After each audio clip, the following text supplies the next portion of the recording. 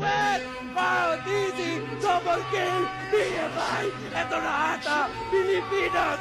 Brand Esports, ang inyong world Champions once again, Brand Esports for M2 World Championships. Mobile Legends Bang Bang deliver one.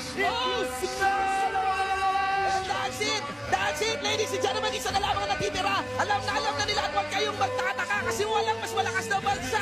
3 world champions! Blacklist International!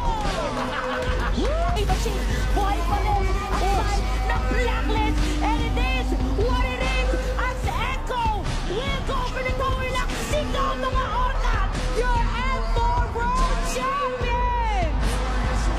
Echo! At ang mga Sky Kings, ipapamama na ba ng AP Brand?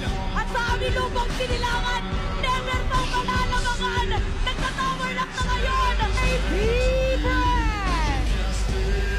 Your two-time world champion! Tara, ang laban na ito! At kalma muna. Wait lang, may mga minions pa sila nakasama dito. Tatapusin na ka ni Kela. Ito ang lakas ng Pinas! Phenomenal Champion! Ang tradisyon para sa ika-anim na taon ng dominasyon at ang hihiranging kampiyon ng M7 walang iba.